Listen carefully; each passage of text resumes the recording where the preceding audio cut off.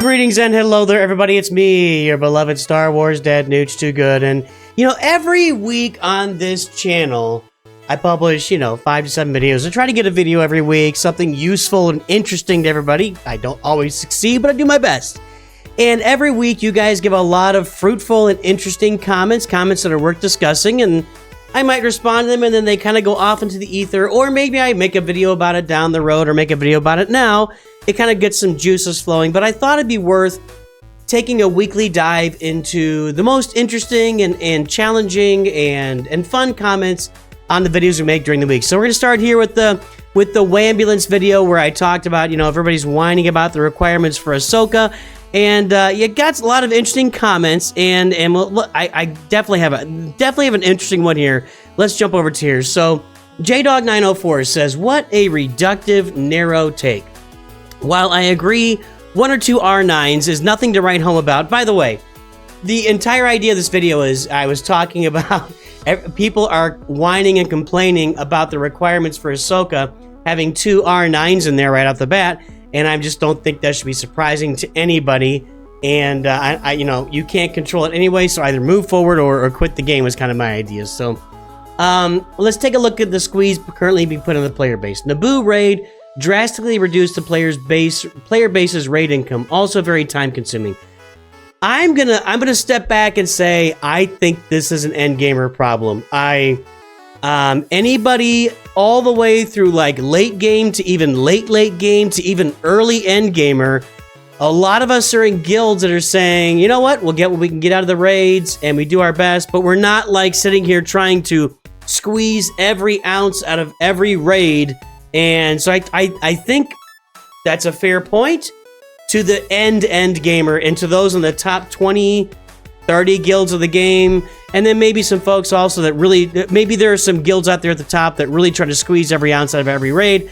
I think that's a fair point, I guess. But honestly, my guild, 350 million or so.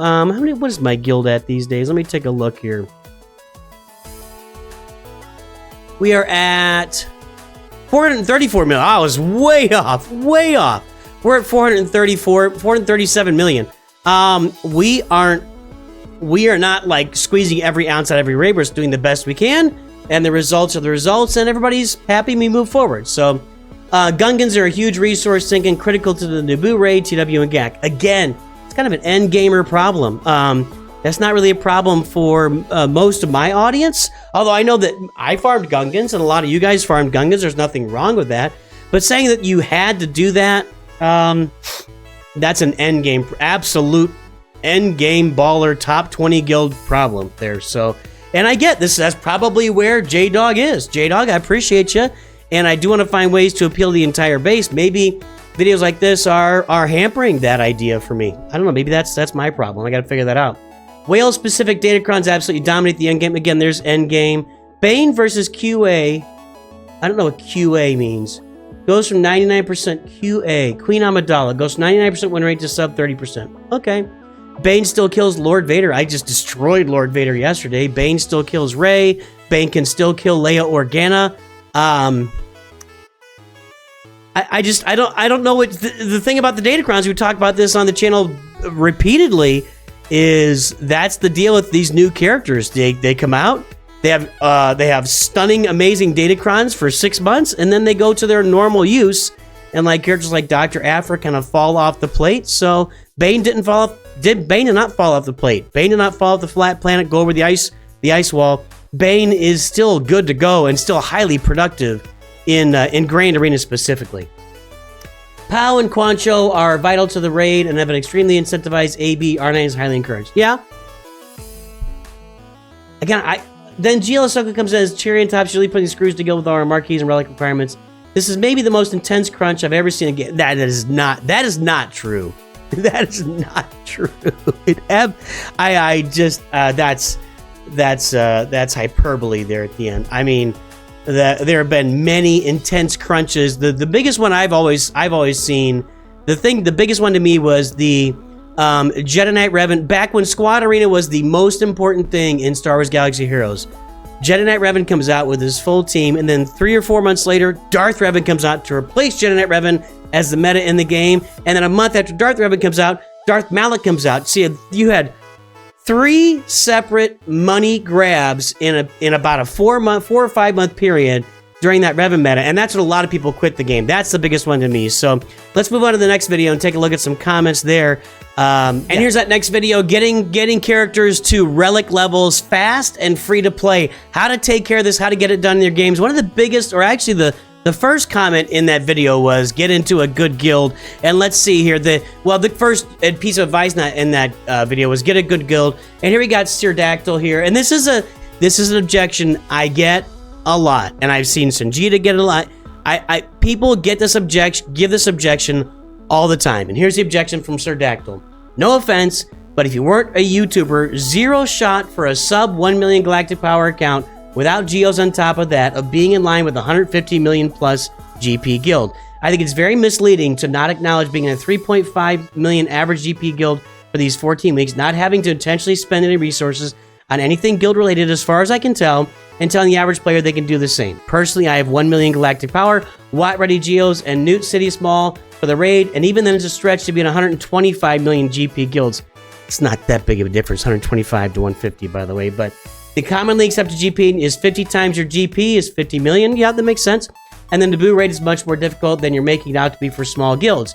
Your access to rewards similar to a 3.5 million GP account from day one is a simple difference in speed to relic. Okay, so I get it. I'm gonna scroll down to my response here.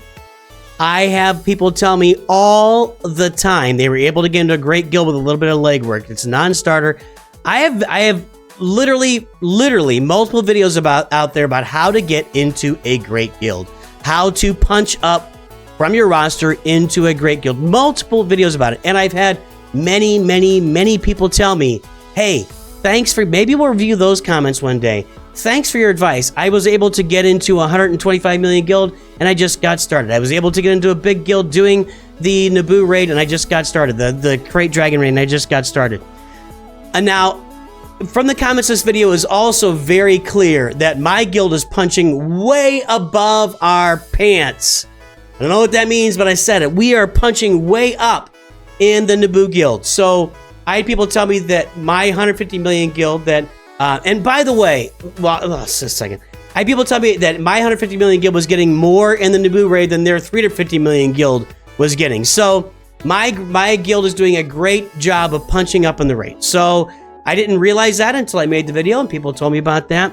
And also, by the way, this Nooch Vader account that I made, my new free-to-play account, everybody out there voted on it. So all of there was a vote taken on what kind of guild can I join, and the winner of the vote was no ceiling on the guild I can join. We were told there's no ceiling on the guild I could join. So I actually put a ceiling on it. I could have gone and joined I literally could have joined a rote guild. And yes, as a YouTuber, somebody would have let me into their guild doing Rise of the Empire territory battles. I chose not to do that. I joined a guild that's doing Geonosis Dark Side and Hoth Light Side, and maybe looking to venture into Geo Light Side sometime soon. So I chose to do that to reflect more on where I was as an account. I agree. It's not simple. You don't go out there and just jump. One does not simply jump into 150 million guild with a brand new account, but you can always punch up in your guild. You can always punch up. If you do some legwork, you do some networking, you go to my Discord, go to the guild recruitment Discord. I got videos about it. Go look up those videos. Let's look at the next one. And the next video of the week was what should you buy in Conquest as an early or new player. You're going to be playing easy Conquest. Maybe you get to normal Conquest pretty quickly. What are you going to buy? Because most people aren't going to be farming characters because you're not going to have those teams ready for those characters. Queen Amidala, Luthen Rails, you're not going to have that team ready for a long time probably. So what should you buy when you're not farming those characters? Lil Tolkien Hooper says, as a 1.5 million galactic power account doing normal Conquest, I mostly spend mine on injectors. So buying injectors with your Conquest currency or Conquest credits. They're pretty good value and are paying to get otherwise. I agree with that. You can do normal, ITZ Jornado. You can do normal. That's impressive. I'm 2.2 million. Can only get my worth out of easy. Boy, you should definitely, I agree with this comment. You should definitely be able to do normal at 2.2 million. if you can get the third crate with 180 key cards, it's better 100%. I've made the videos here. If you can get to the third crate in normal, it's better than easy. And once you get to hard, if you can get the first crate, hard is better than normal. So, what teams are you using right now? I'm 1.4 million with only one proper. This is Daniel. So a lot of people here is pointing out you can get to. I only have 4 relics. Well, yeah, you need to have more relics than that at 2 million. I mean, I've got 2 relics at 800,000. You should have probably several full teams, or like 2 full teams of relics, maybe 3 at 2 million, maybe a galactic legend by 2 million. You got to tighten it down. Tighten up that farming, ITZ Jornado. Mostly using Palpatine and Veers. You got CLS. Phoenix is a great team in normal conquest. CLS is a great team in normal conquest. Night Sisters, Imperial Troopers are okay. Once you get the, you get Imperial Troopers with some of those support and healer datacrons. Wow. Yes, there you go. You got to be moving forward. Once you unlock normal, do normal. If you can get the third crate, you're better off doing normal than easy. And personally, I think just for your psyche, don't go backwards. Don't hold yourself back. Move forward, get some relic characters, and go do normal conquest. Next, we come to my free-to-play Week 15 update for the Nooch Vader account. We got Rebel Roundup done this week. I got Rebel Roundup at... I think I got Challenge Tier 1 done with my Iden Versio team, which was pretty cool. Go check it out. It's a low-gear Iden Versio. 1 gear 12 on the team and a bunch of gear 10s and 11s, I think. Maybe 10s. But yeah, Challenge Tier 1 done on that. It was pretty awesome. It was even 3 stars, so Iden Troopers are looking pretty strong in there. But let's take a look at the comment I got from this one. Thumper 108. Seeing you at number 8 in Fleet Arena at this point is so weird for me. I have to fight negotiators to get there. Bro, I have to fight negotiators to get to number 90. I got you both beat. To get past number 70, I have to fight executors. This is all... Yeah, this is true. This is all, it all depends on where you dropped in. Now, my free-to-play account started right just like the week of the gas bundle came out with all the negotiators. And I think somehow I snuck through. So if I really look back at it, I would think somebody would have bought the hyperdrive bundle, got to level 85, then bought the gas bundle. But it seems like nobody did, because I'm not fighting any negotiators at the top of my...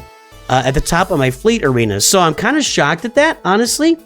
But, if you started maybe a month before me or a couple weeks before me, it's entirely likely that you'll have those negotiators. I know why it was. Well, no. If you're in the fleet shard before me, which fleet shards are only 2,000 players. So if you got in there before me, it's likely you'll have negotiators there. And if you've been in fleet, if you started like 6 to 9 months ago, if you started like 9 months ago, yeah, you're going to have 70 level 70 executors in there. That's just going to happen. And here, just to back up an earlier comment, Gold O-Dog says, how do I get into a guild that's doing good raids and stuff at 300,000 galactic power? And I sent the link there to the video of how to find a great guild. Next up, Gerbil and I got together and talked about where are all the ships. We've only had 2 new ships in Star Wars Galaxy of Heroes over the last 14 months. And I don't mean capital ships. I mean 2 ships, period. The Marauder and the Comeuppance over there. So we haven't had any new ships in the game. Where'd they all go? That was one of our... We talked about a lot of things, but that was one of the things we talked about. And the comments on that was... This is a really good comment, actually, from Sacha Dami. The lack of ships is because Leviathan has not had enough adoption because the conquest requirement is taking so long to farm. You can't just release a stronger ship than Leviathan and have everyone skip over a levy because requirements are so high. I think early spring is the earliest we would see a new capital sets of ships. Luthen ship would be a lifter for profundity to smooth out the RNG elements, calling it now. Yeah, that's interesting.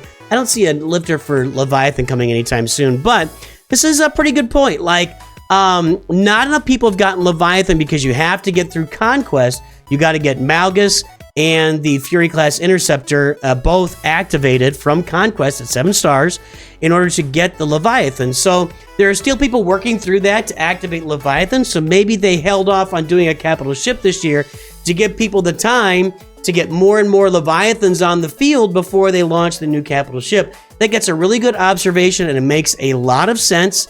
It still kind of leaves out the idea that we haven't had any, like, they haven't put out any ships. Like, you haven't had any kind of ship like where, Red 5 we all talked about. There was a funny comment earlier in this. I don't know if I'm going to find it. Says, a new idea, or yeah, New ship idea. Luke Skywalker's X-Wing. Pilots are CLS R2-D2 lifter for Home 1. I'm glad you commented. We've been talking about this for like 5 years. I think that... Didn't Gerbil talk about that in the video? Anyway, and plus they've been trolling us. CG's been trolling us with this idea for a while. So, yeah, great comment there about the Leviathan. I think that's a really good point. There it is. I think it's a really good point, Sacha Dami. Thanks for bringing it up. Next, we turn our sights to the Nooch2 Lightspeed account, where I've been spending $100 a week now for 49 weeks. We're getting close to 1 year. And I unlocked Jaba this week, and it was a lot of fun. You know, I am more and more and more on the train for Jaba to get unlocked as soon as possible. I keep saying that a lot lately, but it is true. That is where I am. The comment on this one is a comment that, well, to be blunt, this is the type of comment that you have to adapt to as a YouTuber. You got to get some thick skin. It's tough to absorb a comment. I don't think there was any ill intent with the comment, but man, the way it's worded, it's the type of comment that's tough to absorb, and you got to figure, you got to get used to this kind of stuff. So, DRX183 with 2, I think comments on a lot of stuff. Maybe I'm wrong though. Relic 9 on whenever you get anyway. Relic 9 on Jaba is one of the worst Relic 9 GLs. I think only Jedi Master Kenobi is worse. Well, thank you. That's such a productive comment. So, why? Simply because you can't attack Jaba before all of his minions die, but if they die, it means your Jaba is screwed anyway, because he has no damage other than thermals, and Ultimate Relic 9 won't do anything for him if he stays untouchable the whole fight. Yes, down the road, it's nice Relic 9, but not before the rest of the crew is boosted up at least to Relic 7, maybe Cursantin to Relic 8 or 9. So, what I did in the video was I took Jaba to Relic 9, because sometimes I do things impetuously and in the moment and to have fun. And I Relic 9 Jaba and got torn a new butthole from this guy, DRX183. R9 gives him more CA, critical avoidance. Mod him for speed and tenacity. He gets real hard to clean up with Mon Mothma, so the popular 2-shot has trouble. Of course, this will probably change the addition of Luthen, but was useful in the past. Again, Luthen endgame there with those Mon Mothma teams, but point taken. This is good feedback. Unfortunately, it's the kind of feedback that you come out and say, like when you do something wrong and somebody asks, why'd you do that? And you say, I don't know, man. That's a pretty pointed question and kind of a rude question to somebody. And it's generally a question that I ignore. Why'd you do that? Why'd you do that thing wrong? What were you thinking? Well, why don't we have a conversation about it? Can you tell me what was going on? Yeah, hey, honestly, I know you're having fun. Maybe check before you Relic 9 Jaba, because it's not the best move. And here's why it's not the best move.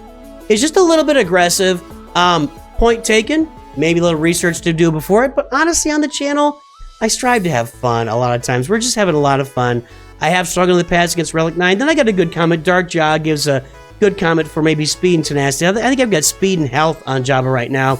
I could find a good little tenacity set to put on it and a tenacity primary to make that cleanup a little more difficult.